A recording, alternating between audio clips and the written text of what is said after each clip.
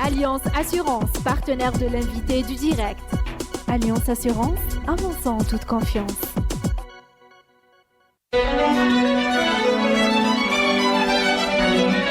Pour bien s'entendre, il faut bien s'écouter. Rendez-vous sur M, la petite radio du Grand Maghreb. Amis auditeurs de Radio M, bonjour. Nous sommes très heureux de recevoir dans l'invité du direct ce matin Laïd Ben Amour, président de la Chambre algérienne de commerce et d'industrie et président du groupe éponyme, le groupe Ben Amour. Laïd Ben Amour, bonjour. Bonjour. Merci d'être avec nous ce matin. Nous avons une actualité spéciale pour parler de l'économie aujourd'hui. C'est une actualité qui est liée au mouvement populaire en cours, mouvement populaire qui conteste la continuation du 4e mandat du président Bouteflika. La revendication a changé, c'était contre le 5e mandat, maintenant c'est contre la continuité du 4e mandat.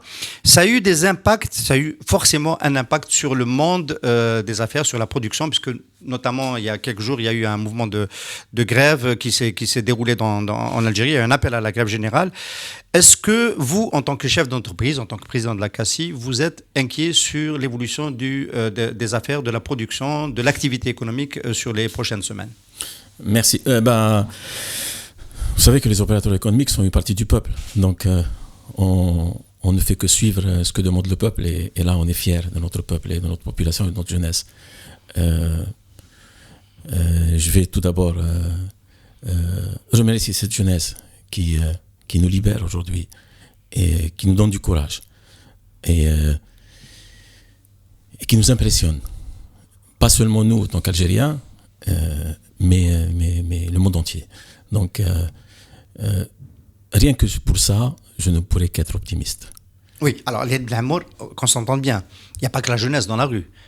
Il y a des jeunes et des moins jeunes, il y a des femmes, c'est très mélangé, il y a des gens de différentes origines sociales.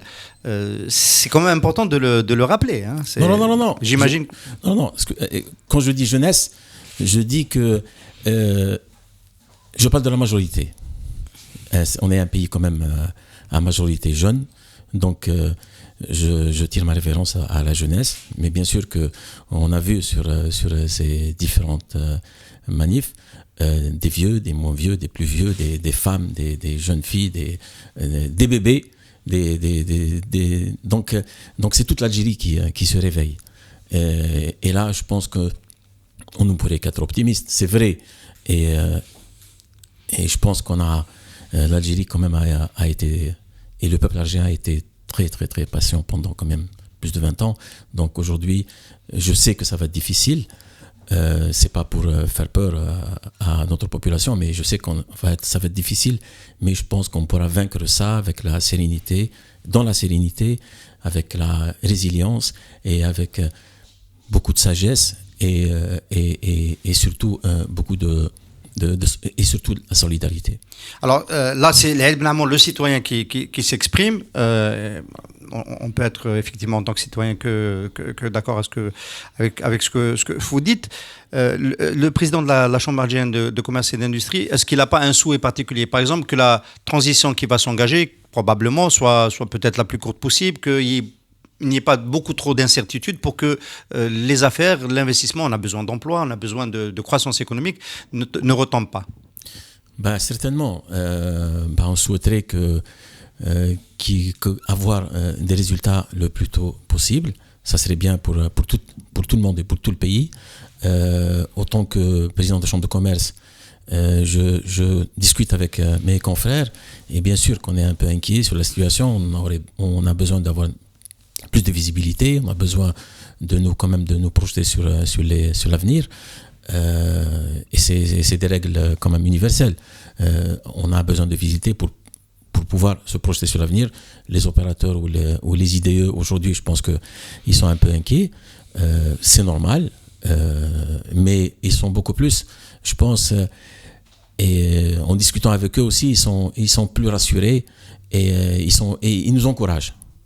Et c'est le message qu'on a, et ils sont prêts à attendre encore plus avec nous en ayant plus d'optimisme. Alors l'optimisme, ce serait quoi exactement quand on est chef d'entreprise ? C'est d'avoir affaire à une administration qui soit plus équitable, qui soit plus performante, qui soit plus attentif à la demande du peuple et à la demande des opérateurs économiques. C'est quoi l'optimisme ? On a de tout temps, autant qu'opérateur économique et même en tant que président de chambre de commerce, je l'ai toujours dit qu'on avait des problèmes de visibilité dans notre économie. On ne peut pas fonctionner avec un gouvernement par chaque 2 années. On ne peut pas fonctionner. Moi-même, pendant mon mandat de président de CACI, j'ai eu à travailler avec 7 ministres. Donc, 7 ministres du commerce, parce que la tutelle, c'est le commerce. 7 ministres du commerce. Donc, on nous a de tout temps reproché pourquoi on n'a pas réalisé le projet de statut, parce qu'à chaque fois qu'on entamait un projet, donc il fallait attendre encore, si on fait la moyenne, 8 mois par ministre.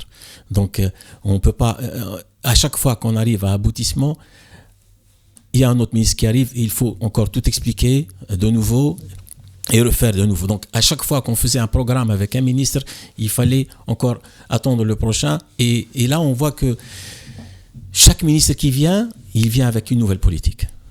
Moi, ce que je souhaiterais, si demain on a un nouveau gouvernement, c'est de pouvoir avoir une stratégie claire.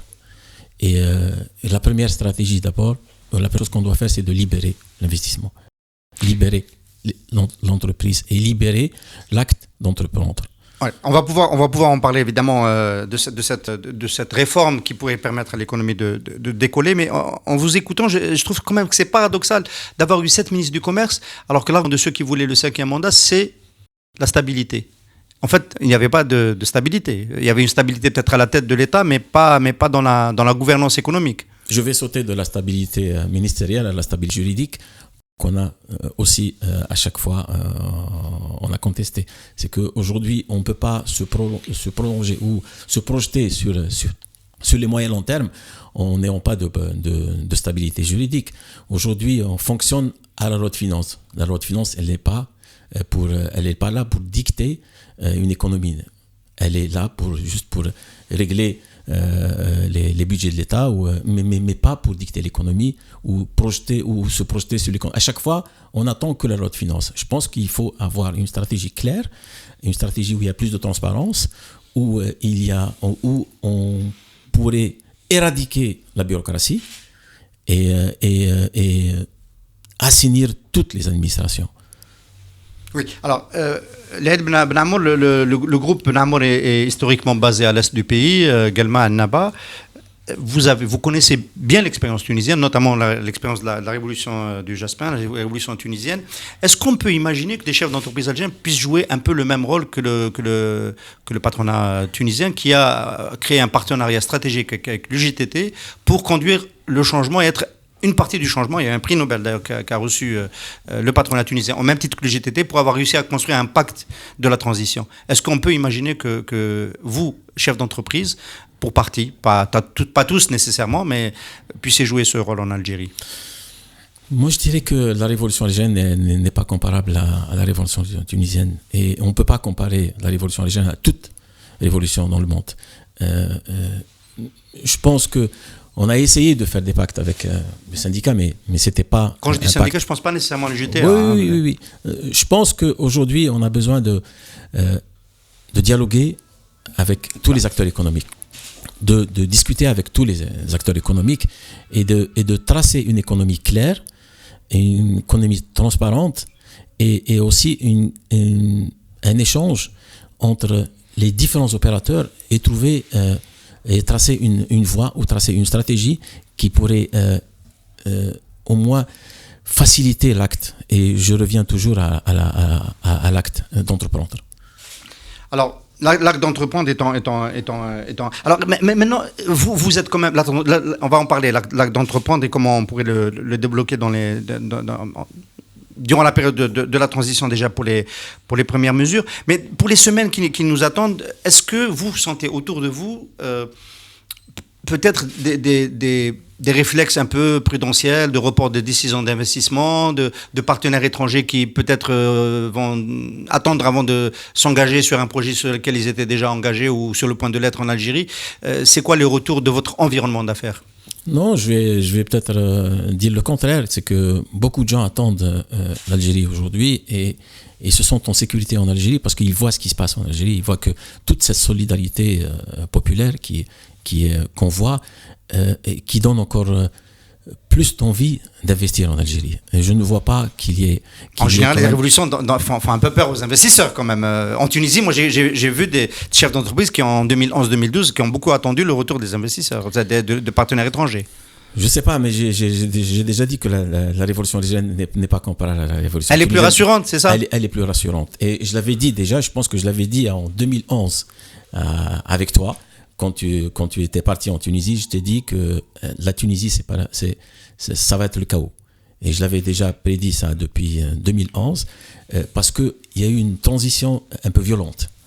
Et c'est ce qu'on ne souhaite pas en Algérie aujourd'hui. En Algérie, il y a quand même des manifestants qui sont d'une manière, avec un civisme extraordinaire, des manifestants qui sont conscients et qui, d'ailleurs, il n'y avait pas eu de casse, il n'y avait pas eu de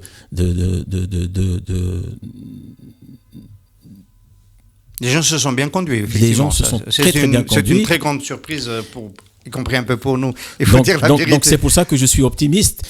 C'est vrai que ça va être long, c'est vrai que ça ne va pas être facile, mais c'est avec l'engagement de toute la population, je pense qu'on pourrait sortir de cette crise. Alors, ça va être lent, ça peut signifier, je rebondis sur cette phrase, ça peut signifier que le mouvement populaire peut avoir recours à d'autres formes de lutte, pas seulement les sorties en semaine pour les corporations et le vendredi pour toute la population, mais recourir par exemple à la grève générale. Est-ce que ce n'est pas quand même un risque pour l'économie si on devait s'enliser dans des grèves trop répétées? Je crois savoir que dans votre groupe, il y a déjà eu un mouvement de grève, et pour d'autres collègues à vous dans l'industrie, il y a eu des journées de travail perdues. On a répondu à la grève, bien sûr, par solidarité avec le peuple, mais je pense que la grève, ce n'est pas la solution. Moi, je dirais plus, pourquoi pas encore augmenter les capacités, ou pourquoi pas encore travailler plus et aider les démunis, ou faire un acte solidaire, que de faire une grève. Je pense que la grève ne va servir à personne, et au contraire. Aujourd'hui, déjà qu'on a des institutions qui sont en pause, qui sont en mode stand-by, qui ne fonctionnent pas, je pense que c'est déjà suffisant. Ça, quand vous appelez quand vous appelez le ministère du Commerce, plus personne ne répond? Je pense qu'on a un ministre qui est peut-être pas tant, je sais pas, mais on a tout un gouvernement qui va. Ça, par contre, c'est sûr. Voilà, donc on a tout un gouvernement qui est aujourd'hui en stand-by. Ça a une incidence sur l'activité économique? Parce qu'on essaie de comprendre. On a l'impression quand même que pour le privé, pour les grandes entreprises, celles notamment qui ne fonctionnent pas sur un plan de commande de l'État. C'est le cas du groupe Namor, qui vend directement aux consommateurs, c'est des B2C. Vous dépendez en quoi si l'administration est en mode pause, est-ce que ça vous pose vraiment un problème dans votre chaîne de production? Pour nous, non.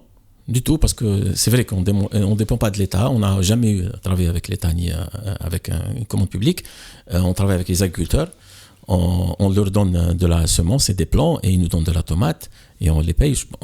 Les banques fonctionnent normalement, les administrations fonctionnent normalement, sauf que peut-être pour des projets tels que de gros investissements, on ne sait pas encore quelle sera la politique de demain. Comment est-ce qu'on va, sur quelle politique on va aller demain. Donc là, ça reste.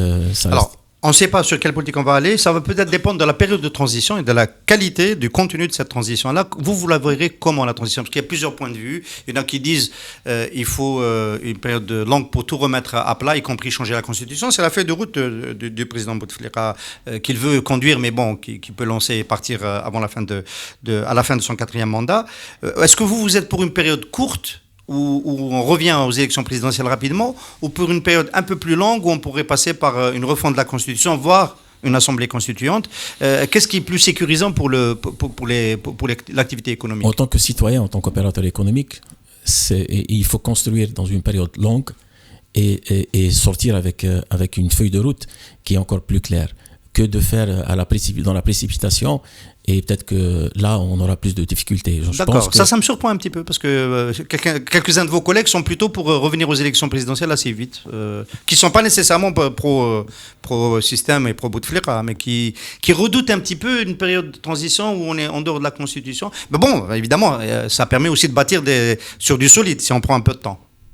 Je pense qu'il faut écouter tout le monde. Il faut écouter tout le monde. Et on ne peut pas écarter, on ne peut pas négliger d'une population à une autre. Je pense qu'il faut... Là, aujourd'hui, on est dans une phase où tout le monde a son mot à dire. Le peuple a parlé, le peuple a dit son mot, et c'est au peuple aussi de décider de notre avenir. On voit le Premier ministre Bedoui qui semble avoir des difficultés pour former son gouvernement, ça prend un peu de temps. Est-ce que vous vous attendez à ce qu'il y ait des collègues à vous, des chefs d'entreprise qui soient... on a vu ça par le passé, on a vu par exemple dans une situation de crise, M. Bled Abdeslam prendre comme ministre de l'industrie légère M. Reda Hamiani, ancien président du FCE, qu'on salue pour l'occasion. Est-ce que vous vous attendez à retrouver des collègues dans le prochain gouvernement ? Je ne sais pas. Vous n'avez pas été approché vous-même? Non, je n'ai pas été approché, mais je ne sais pas. Et en plus, je pense que la contestation populaire continue. Donc, je ne sais pas comment est-ce qu'un... La contestation populaire va rejeter tout le monde. C'est à ça que vous attendez. Voilà. Donc, il vaut mieux ne pas aller dans le prochain gouvernement. Je pense qu'on ne pourra pas avoir un ministre d'une semaine ou deux. Donc, ouais. C'est ça. Donc, je ne pense pas. Et donc, par conséquent, de manière réaliste, il ne faut pas s'attendre à de grandes mesures économiques avec le gouvernement, le prochain gouvernement, celui de Bedoui.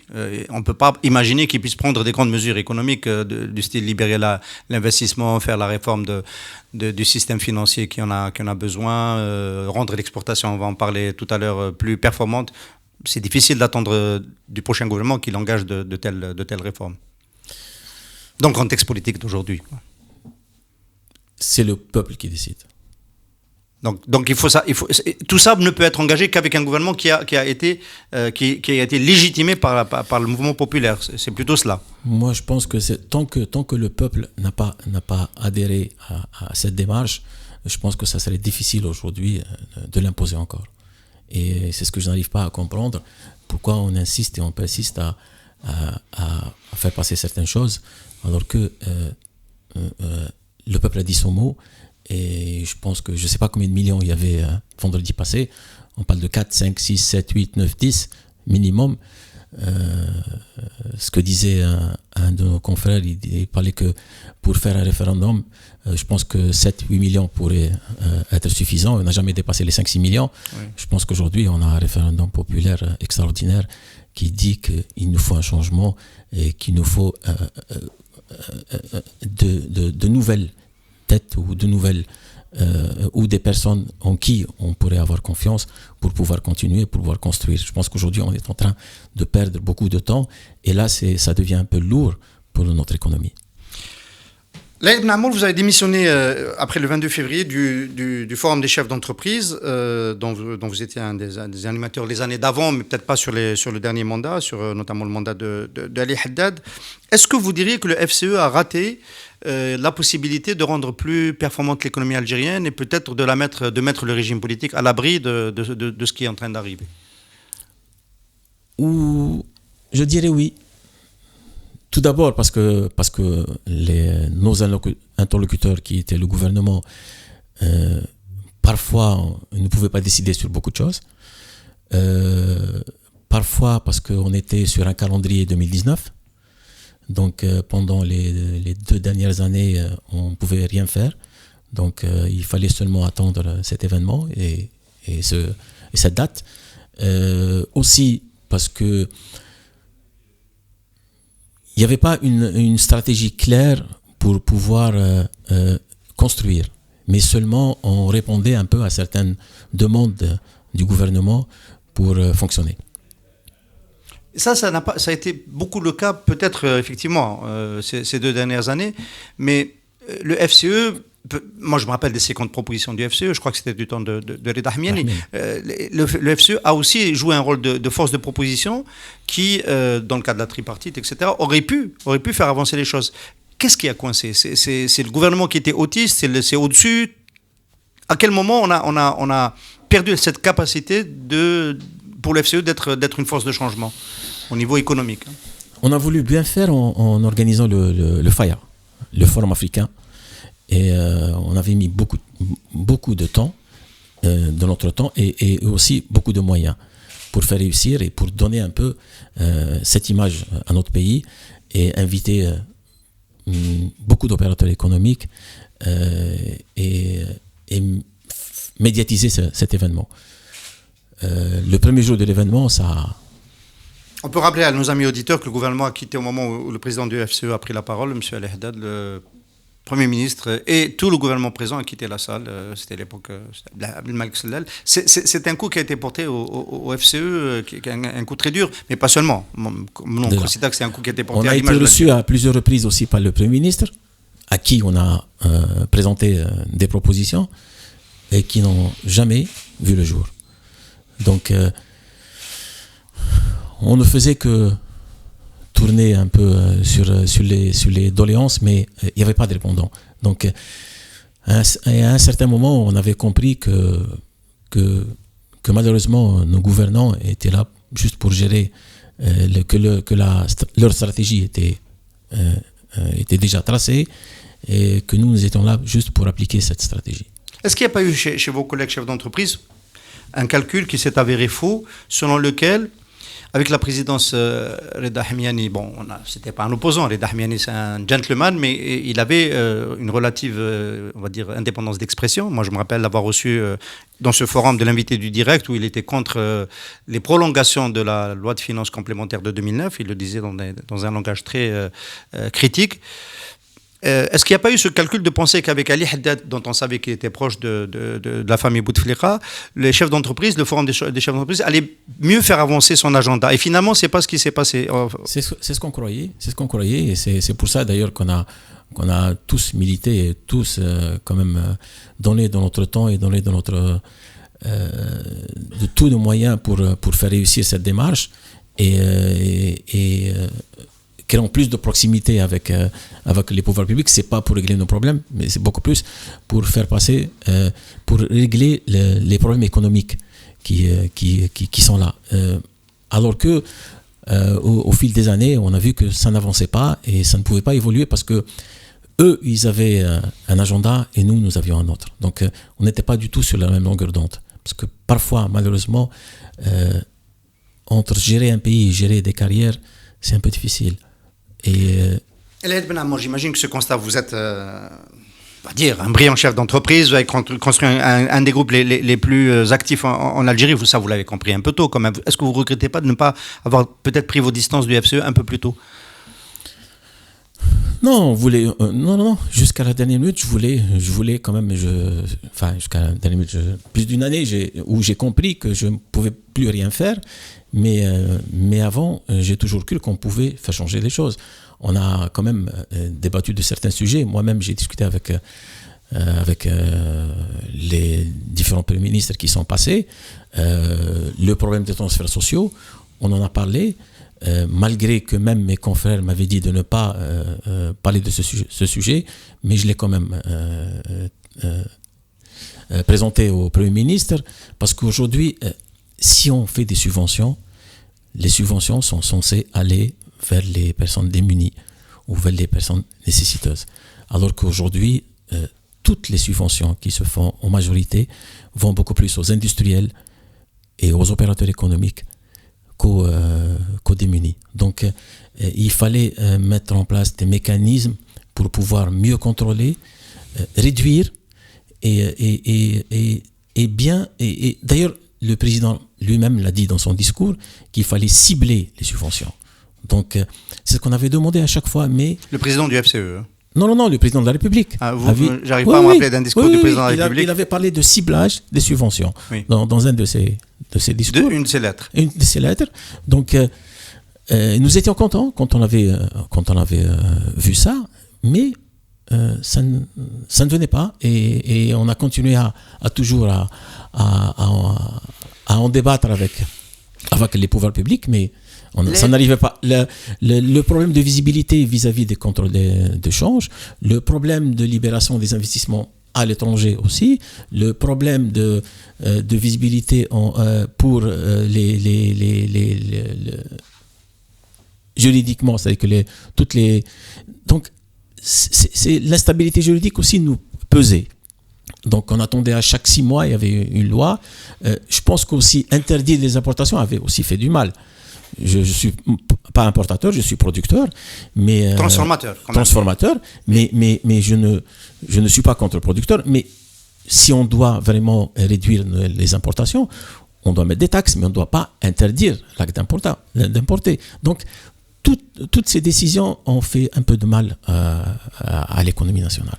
Là, est-ce que vous seriez d'accord pour dire quand même qu'avec les mandats, parce qu'il y en a eu un deuxième, de M. Ali Haddad, le FCE était en train de devenir un petit peu on va dire la partie du capitalisme algérien qui a le plus besoin de la commande publique et plus besoin de la protection de l'État, alors qu'il y existe des chefs d'entreprise et une autre partie du capitalisme algérien qui s'est construite un peu, pas contre l'État, personne ne se construit contre l'État, mais en s'émancipant de cela, en étant relativement indépendant, et que peut-être que c'est celle-là qu'il aurait fallu soutenir. Je pense par exemple au déboire du groupe C-Vital, le groupe C-Vital qui était bloqué, qui ne dépend pas directement, mais qui dépend de certaines autorisations. Il y a le cercle d'action et de réflexion autour de l'entreprise, d'ailleurs, qui réfléchit sur le système de transfert social. Donc, il existait quand même une possibilité de soutenir un autre type d'organisation. Je vais vous dire une chose. Notamment par les think tanks, d'ailleurs. Non. Au FCE, tout d'abord, il y a plus de 80% des opérateurs économiques qui ne dépendent pas, ou je dirais peut-être plus, qui ne dépendent pas de la commande publique. D'accord. Les personnes qui dépendent de la commande publique se comptent sur le bout des doigts. Donc on n'est pas au FCE par rapport à une commande publique ou par rapport à un avantage. La seule chose là où on était au FCE, c'était pour être solidaire, pour avoir un seul mot et pour défendre l'entreprise. Et pour défendre l'acte d'entreprendre et pour mettre au diapason l'entreprise économique privée. Vous me parlez de Issa Darbab, c'est vrai que je reconnais qu'on n'a pas été suffisamment solidaire et on n'a pas été solidaire avec Rabrab.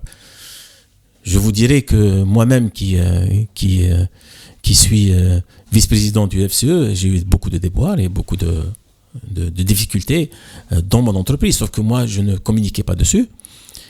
Rabrab, c'est vrai qu'il communiquait à chaque fois et moi je ne communiquais jamais, alors que depuis 2012 j'en souffre. Alors, on peut dire un mot de cette opération de partenariat public-privé. Vous avez été approché par les pouvoirs publics pour investir dans une boulangerie industrielle à Corso, donc un actif de l'ELIA, d'une entreprise publique. C'est un investissement que vous avez accepté de faire et qui, finalement, s'est bloqué. J'étais approché en 2012 par les pouvoirs publics et par le Premier ministre qui a contacté le ministre de l'Agriculture. À l'époque, c'était M. Ben Issa. Qui m'a contacté, qui m'a dit voilà, il y a le Premier ministre qui vous demande d'investir dans la boulangerie industrielle. Et j'ai dit oui, pas de problème. Donc moi, étant opérateur économique, il y a le Premier ministre qui demande que j'investisse dans une boulangerie industrielle. J'ai dit oui, pas de problème. Il faut un terrain. Il m'a dit on va voir. Mais il faut que ça soit à Alger parce qu'on a toujours des problèmes avec les grèves des boulangers. J'ai dit il n'y a pas de problème. Et là, on me propose un actif résiduel au niveau de Corso. Je suis parti visiter et là, je constate un cimetière. Une unité qui a été frappée par le séisme en 2003. Je suis revenu voir le ministre de l'Agriculture. J'ai dit oui, je suis preneur, mais je prendrai tout le projet. C'est pas seulement la boulangerie, mais je vais restaurer les silos, je vais construire, reprendre les moulins et investir dans les moulins, et je vais redémarrer toute cette unité et en faire le meilleur partenariat public-privé qui puisse exister. C'était à 60-40. Et là, j'ai commencé, et il m'a donné l'accord de principe. J'ai commencé à avancer sur le projet. Le jour où le CPE est passé, mes équipements étaient au port. Donc j'ai déjà anticipé, rien que en ayant une parole. Et ensuite, il y a eu un peu des choses qui se sont dites que j'étais dans une autre campagne et que j'étais avec M. Benflis lors de 2014. Et là, j'ai commencé à avoir des problèmes et des difficultés sur ce projet. L'évaluation qui était à 1,4 milliard a doublé. C'est devenu 2,8 milliards. Donc, que j'ai accepté par la suite. Ensuite, et les difficultés ne sont pas arrêtées. Jusqu'au jour où j'ai j'ai demandé de quitter. Donc c'est un partenariat qui a avorté. Et là, j'ai des équipements qui sont toujours à Corso, et c'est moi qui paye. J'ai commencé avec un crédit de 2,4 milliards. Aujourd'hui, je suis en train de rembourser, je suis à moins de 800 millions de dinars. Sans avoir engagé l'exploitation. Sans avoir engagé, c'est le plus mauvais projet que j'ai fait de toute ma carrière. Est-ce que ça n'a pas été une erreur de ne pas communiquer? Je n'ai jamais communiqué dessus. Oui, voilà, c'était ma question. Est-ce que ça n'a pas été une erreur de ne pas communiquer? Parce que c'est d'autres choses qui ont été dites sur évidemment, quand on ne communique pas, on laisse les autres parler. J'étais obligé de me taire parce que je ne pouvais pas. Mon père me disait, Allah yarhamou, pot de terre contre pot de fer. Donc, c'est ce que je disais à Essad Rabrab, que moi, je suis différent de toi. Moi, je ne peux pas communiquer, malgré que je souffre et j'ai beaucoup de difficultés. J'ai jamais eu aucun avantage. J'ai toujours fonctionné mon entreprise normalement. On a travaillé, mon père a commencé à créer cette entreprise. Mes frères, on a beaucoup travaillé dur. Mes collaborateurs aussi qui nous ont fait confiance et qui continuent à nous faire confiance continuent à travailler.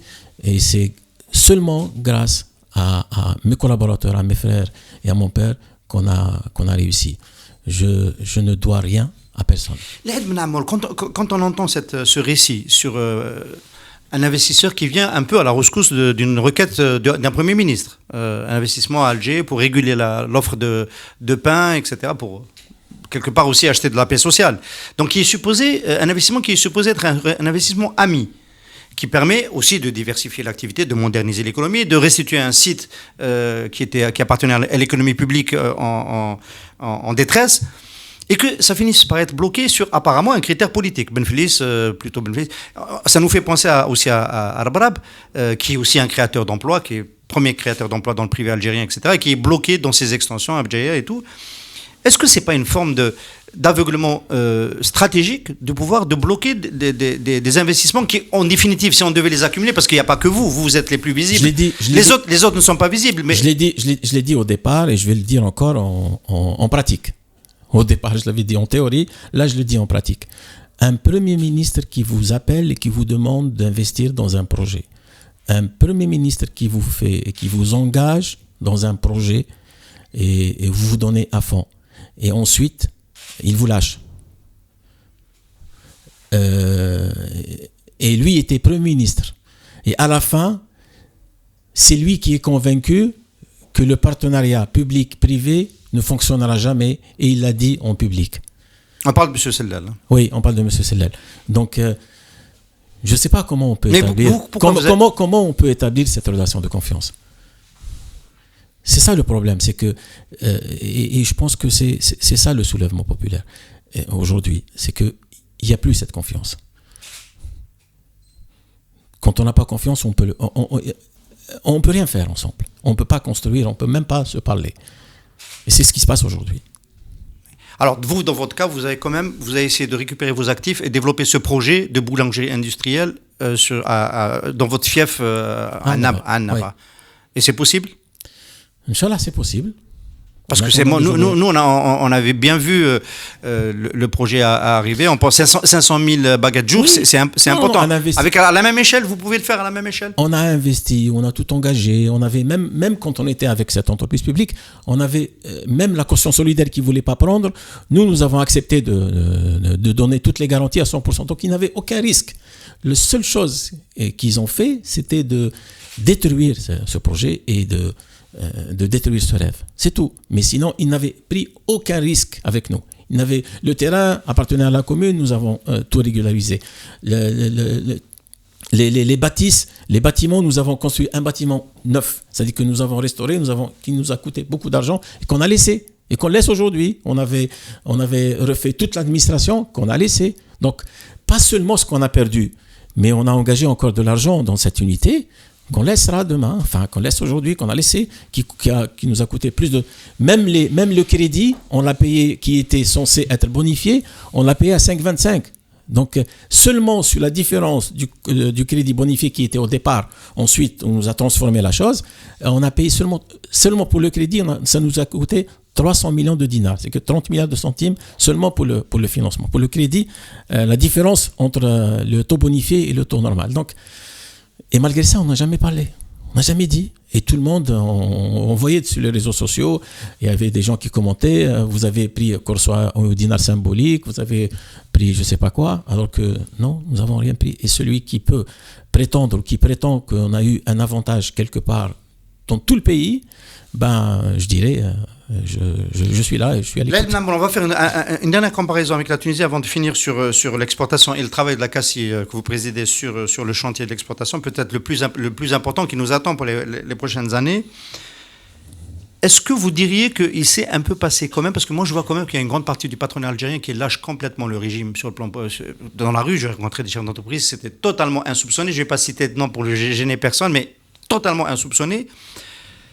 Il s'est passé la même chose autour de la famille Ben Ali Trabelsi. À la fin des années Ben Ali, l'investissement était de plus en plus maqué, entre guillemets, racketté par un cercle, donc les Trabelsi, les beaux-parents, la belle famille du président Ben Ali, et une partie du patronat des chefs d'entreprise du milieu d'affaires en Tunisie se sentait de plus en plus exclus et a accompagné le mouvement dès qu'il est parti et a lâché Ben Ali.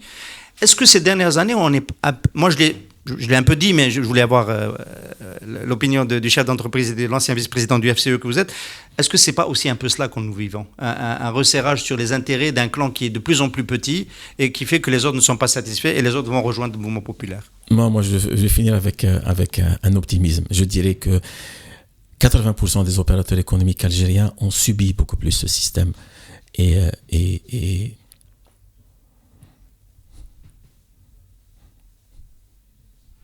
les 20% restants, vous en faites partie aujourd'hui. Oui. On va parler de l'exportation. Il faut corriger l'image, c'est le moment, c'est la beauté de la révolution, c'est que ça permet de remettre les choses en place. Et c'est les choses qui sont en train de se remettre en place. Alors, le destin d'exportateur de l'Algérie, la cartographie que la CACI a essayé de mettre en place, on peut aujourd'hui on peut en reparler, on peut la lancer. Est-ce que moi j'ai été au dernier forum qu'organise le CIO, le chef CIO à Abidjan l'année dernière. Les chefs d'entreprise algériens n'étaient pas très présents. Est-ce qu'il y a un vrai destin d'exportation? Quelles sont les filières qui peuvent exporter dans l'avenir en Algérie? J'imagine l'agroalimentaire, on en parle beaucoup. On parle des industries de transformation, on parle de l'électronique. Est-ce qu'il faut être là aussi optimiste et par où il faut commencer? On oublie le forum qui a été raté avec le FCE. Par où il faut reprendre ce fil de l'exportation? Exporter, je pense que tout d'abord, je pense qu'on peut avoir plusieurs axes. Déjà aujourd'hui, on a un potentiel énorme à exporter sur les produits agricoles et maraîchers. On le voit aujourd'hui. On a une surproduction et on est capable... Sur quelle spéculation, quelle ligne de produits? Sur les produits maraîchers, tels que les tomates, les poivrons, les fraises. Je vais vous dire une chose. Il y a un agriculteur qui fait de la fraise sur 400 hectares et qui exporte 100% de ce qu'il produit. Est-ce que vous savez que ce producteur n'a pas de terrain? Il n'est pas propriétaire. Il m'a approché, ça fait moins d'un mois, j'étais sidéré. 400 hectares de fraises qu'il produit par année et il loue et il a demandé des terres à qui on n'a jamais donné. Il n'a même pas de carte fellah. Aujourd'hui, il a des difficultés à importer sa semence parce qu'il n'a pas de carte agriculteur. Il a commencé Donc vous voyez que l'Algérien... Il a commencé par avoir le marché à l'extérieur avant d'avoir en amont le... Il est agriculteur. Il plante des fraises et il ramène parfois, le pauvre, des semences via d'autres personnes. D'accord. Donc, vous voyez comment l'Algérien, quand il veut produire, il est capable de tout faire. Donc, ça c'est un exemple. Et vous avez des producteurs quand même qui font des choses extraordinaires. Alors vous-même dans la transformation, vous avez des possibilités. Je parle d'abord des produits frais. Frais. Donc vous avez déjà des produits maraîchers. On a différentes industries qui sont quand même où les coûts importants sont à base d'énergie. Donc tels que l'acier, tels que les ciments, tels que peut-être exporter, avec on un pourrait être avantage compétitif, parce qu'on ne peut pas tout exporter d'abord. Il faut d'abord, quand on parle de cartographie, il faut d'abord identifier ce qui est possible d'exporter. Parce que vous savez que les grands pays exportateurs, quand même, il faut. Quand vous parlez de pays exportateurs, vous parlez d'Allemagne. Oui. L'Allemagne, c'est un pays avec une économie. Excédent 80 milliards d'euros.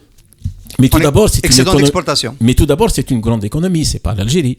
Donc aujourd'hui, si demain, nous, on se prétend d'exporter en Allemagne ou d'exporter en Europe, je pense que on rêve encore. Mais il y a des produits qu'on peut exporter. On peut parler de dates, on peut parler de produits marchés, on peut parler de produits, comme je vous ai dit, où les coûts les plus importants sont beaucoup plus à base d'énergie. Là, on est compétitif. Telles que transformation de papier ou d'autres industries. Transformation de papier, ça me rappelle que Faderco, par exemple, j'ai découvert qu'il exporte déjà sur 18 pays. Voilà. Donc ça, c'est important. Parce que le paramètre le plus important des coûts, il se trouve dans l'énergie. Et là, on est compétitif. Et c'est ce qu'on a toujours défendu, et de dire que pourquoi exporter des produits bruts alors qu'on pourrait valoriser nos produits et exporter des produits à haute valeur ajoutée. Ça, c'est un. Deuxièmement, l'exportation, c'est pas une affaire du ministère du Commerce. L'exportation, c'est une affaire de stratégie de pays. Aujourd'hui, si on veut mettre en valeur l'exportation, il faut que ça soit une stratégie pays, et c'est le président qui va mettre les règles, et c'est des règles où on ne pourrait pas... aujourd'hui, si on parle par exemple de logistique, il faut qu'il y ait la logistique nécessaire pour accompagner ces opérateurs. Si on parle de savoir-faire, il faut qu'il y ait le soutien nécessaire pour former nos opérateurs à comment qu'ils puissent exporter mieux. Donc, c'est les différents axes. Donc, d'abord, définir, ensuite, soutenir dans la partie logistique, soutenir dans la partie savoir, et mettre cette politique, vraiment cette stratégie, cette exportation dans la stratégie pays. Stratégie pays, un exemple, on n'aime pas beaucoup le citer, mais nous on le cite quand même facilement à Radio 1 parce qu'on essaie de prendre ce qu'il y a de bien chez les voisins. Les Marocains, quand ils décident de faire Tangemed, ouais. Il y a derrière, dans l'amont, il y a le pôle Kioussa qui fait des voitures, qui réexporte, et donc tout est intégré. Les Tunisiens. Pareil. Donc aujourd'hui, le Tunisien, quand il exporte, il est accompagné de A à Z. Donc aujourd'hui, nous, parfois quand on veut aller dans des foires, soit on va avec la SAFEX, et on nous donne des box à 10 mètres carrés. Parfois, il faut vraiment pousser pour avoir plus. Et soit on va tout seul et on paye le coût qu'il faut. Nous, on a exposé au CIAL en 2012. Ça nous a coûté 1 million d'euros. 1 million d'euros. Pour avoir un stand digne de ce nom. Donc, c'est Vital, il fait ça tout le temps. Donc c'est ça. Et il y a toujours ce blocage de la législation de change qui ne vous permet pas d'avoir des frais d'approche. Si aujourd'hui on n'est pas accompagné, je pense qu'on ne pourrait pas nous demander d'exporter. Et donc, s'il y a un message que vous voulez faire passer au prochain gouvernement, pas nécessairement le premier Hadaya, mais les prochains, ceux de la transition et ceux qui viendraient après, c'est d'intégrer l'exportation comme une stratégie souveraine, une stratégie d'État. Oui. Ce que nous n'avons pas encore. Exact. Et débureaucratiser. Il faut éradiquer la bureaucratie. Tant qu'on n'a pas éradiqué la bureaucratie, on ne pourra pas avancer, on ne pourra pas créer de croissance. Les bureaucrates vont se transformer en citoyens, c'est la magie de la révolution. Ils vont être responsables, ils vont savoir que par leurs gestes, ils font avancer ou reculer l'économie. Ils vont devenir meilleurs, ils vont cesser d'être des bureaucrates. J'espère. Léad Mnamoun, merci beaucoup de nous avoir accompagnés ce matin sur Radio M. Merci. Alliance Assurance, partenaire de l'invité du direct. Alliance Assurance, avançant en toute confiance.